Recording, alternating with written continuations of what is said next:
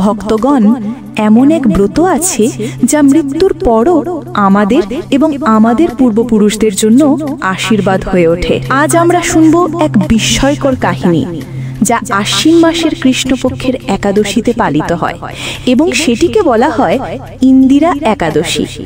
আপনি কি কখনো ভেবেছেন যে এক সাধারণ ব্রত আপনার এবং আপনার পরিবারের বহু প্রজন্মের পাপ দূর করতে পারে? এই দিন শুধু ব্রতের দিন নয়, বরং এটি পূর্বপুরুষদের মোক্ষ অর্জনের এক পবিত্র সুযোগ। এই পবিত্র একাদশীতে ভগবান শ্রী বিষ্ণুর পূজা করা হয়। বলা হয়, এই ব্রত পালনের মাধ্যমে ভক্তরা সকল দুঃখ, কষ্ট ও সমস্যার থেকে মুক্তি লাভ করে। কেন এই ব্রত এত বিশেষ? কারণ এটি পিতৃপক্ষের সঙ্গে যুক্ত। এই দিনে ব্রত রাখলে আমাদের পূর্বপুরুষরা মোক্ষ লাভ করেন, তাদের আত্মা শান্তি পায় এবং তারা উচ্চ লোকগুলোতে সুখ ভোগ করেন। শাস্ত্রে বলা হয়েছে, যে ব্যক্তি ইন্দিরা একাদশীর ব্রত পালন করেন তার সমস্ত পাপ নষ্ট হয়ে যায় এবং তিনি উচ্চ লোকগুলোতে পৌঁছে যান। শুধু তাই নয়, তার পূর্বপুরুষরাও সমস্ত কষ্ট থেকে মুক্তি পান। ব্রহ্মবৈবর্ত পুরাণে বলা হয়েছে যে মহারাজ যুধিষ্ঠির নিজে ভগবান শ্রীকৃষ্ণকে প্রশ্ন করেছিলেন, হে কেশব, ইন্দিরা একাদশীর ব্রত কিভাবে পালন করা হয়? এর ফলাফল কি? তখন ভগবান শ্রীকৃষ্ণ বললেন, হে রাজন, এই ব্রত সমস্ত পাপ ধ্বংস করে এবং পূর্বপুরুষদের মোক্ষ প্রদান করে। যে এর কাহিনী শোনে সে মহান পুণ্যের অধিকারী হয়। অনেক কাল আগে সত্যযুগে মহিষ্মতি নামে এক নগরীতে মহারাজ ইন্দ্রসেন রাজত্ব করতেন। তিনি ধর্মপরায়ণ, ন্যায্য এবং প্রজাদের কল্যাণে সদা সচেষ্ট ছিলেন।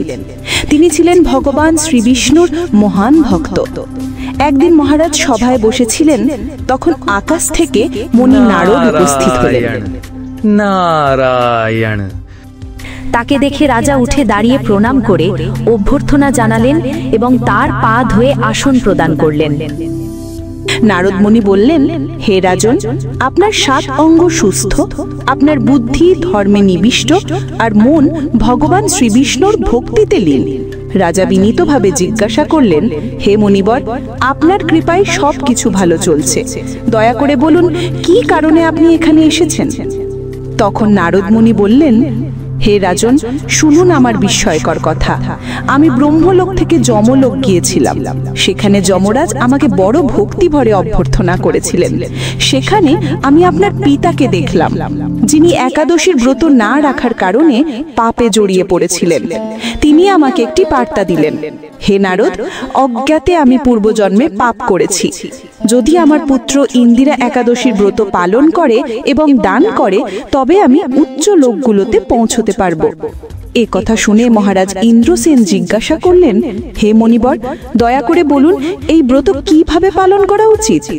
তখন নারদ মুনি বললেন, একাদশীর আগের দিন সকালে উঠে স্নান করুন, ভগবান বিষ্ণুর সেবা করুন। দুপুরে নদী বা প্রবাহমান জলে স্নান করে শ্রদ্ধার সঙ্গে পূর্বপুরুষদের শ্রাদ্ধ করুন। দিনে একবার আহার করুন এবং রাতে মাটিতে শুয়ে বিশ্রাম নেন। সব ইন্দ্রিয় সুখ ত্যাগ করে ব্রত পালন করুন। ভগবানকে প্রার্থনা করুন, হে পুণ্ডরীকাক্ষ, আমি আপনার আশ্রয়ে এসেছি, আমাকে রক্ষা করুন। তারপর ভগবানকে ফল নিবেদন করুন এবং ব্রাহ্মণ ও গরুকে প্রসাদ দিয়ে সেবা করুন।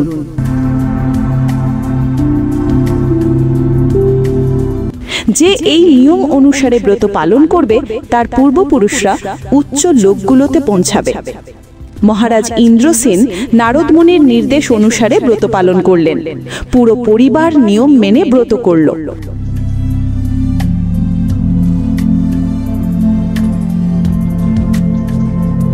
ফলে তার পিতা মোক্ষ লাভ করলেন এবং উচ্চ লোক প্রাপ্ত হলেন। ইন্দ্রসেন নিজেও ধর্মপথে রাজ্য শাসন করলেন এবং শেষে পুত্রকে রাজ্য হস্তান্তর করে আধ্যাত্মিক লোকের পথে যাত্রা করলেন। এই হলো ইন্দিরা একাদশীর মহিমা। যে ব্যক্তি এর কাহিনী শোনে ও পালন করে সে সকল পাপ থেকে মুক্ত হয়ে বৈকুণ্ঠ ধামে পৌঁছে যায়। চলুন এই পবিত্র দিন শ্রদ্ধা ও ভক্তির সঙ্গে পালন করি। যত বেশি সম্ভব ভগবানের কাহিনী শুনি, নাম জপি এবং পুণ্য অর্জন করি। এটি আমাদের জীবন এবং পূর্বপুরুষদের জন্য এক মহাদান।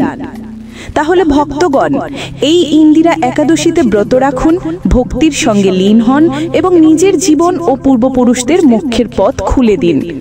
যদি এই কাহিনী আপনাদের ভালো লেগে থাকে তাহলে ভগবত অনুভব বাংলা চ্যানেলটি সাবস্ক্রাইব করুন, লাইক করুন এবং আপনার মতামত কমেন্টে জানাতে ভুলবেন না। জয় শ্রী বিষ্ণু, জয় বৈকুণ্ঠনাথ।